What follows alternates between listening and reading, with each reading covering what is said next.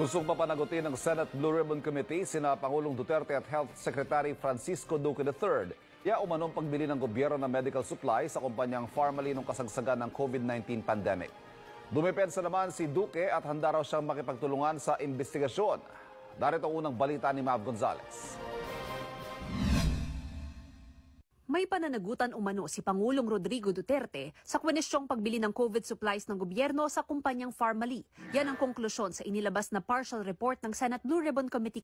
Sa halip daw kasing tulungan ang Senadong imbestigahan ng issue, pinili ni Pangulong Duterte na i-discredit ang Commission on Audit, takutin ang Senado at mga senador at bawalang dumalo sa mga pagdinig ang mga opisyal ng ehekutibo. Trinaydor din daw ng Pangulo ang tiwala ng publiko dahil sa pag-appoint sa Chinese na si Michael Yang bilang presidential advisor at pagtanggap na isang korporasyong pag-aari ng isang pugante sa Taiwan at may kinalaman kay Yang ang nakakuha ng kontrata sa COVID supplies ng bansa. Betrayal of public trust din daw ang pagdiskredit ng Pangulo sa COA at maging sa Senado na personal niyang inatake kahit na isang co-equal branch ng gobyerno, pati na ang paglabas ng illegal memorandum sa kanyang cabinet members na wag dumalo sa hearing.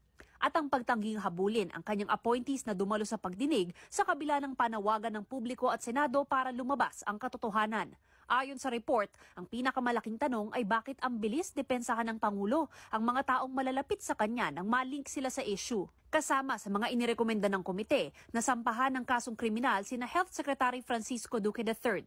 Pinakakasuhan din ang mga opisyal ng procurement service ng DBM kasama ang dating head nito na si Yusek Lloyd Christopher Lau at ngayon overall Deputy Ombudsman Warren Leong dahil sa paglabag sa Anti-Graft and Crop Practices Act at Plunder Law.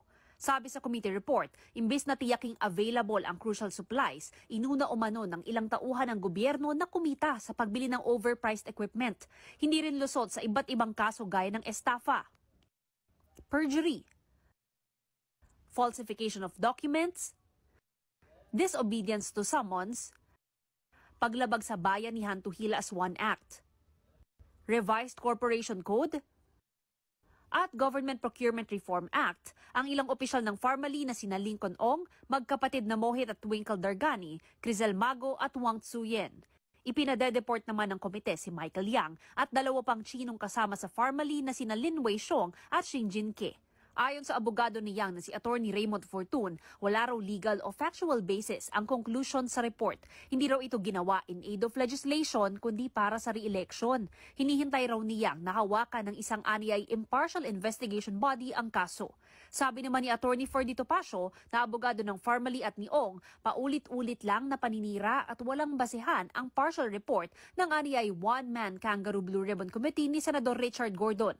Hinamon ni Topacio si Gordon na tapusin na ito at hayaan na ang hudikatura kung saan may patas na pagkakataon daw ang mga kliyente niya.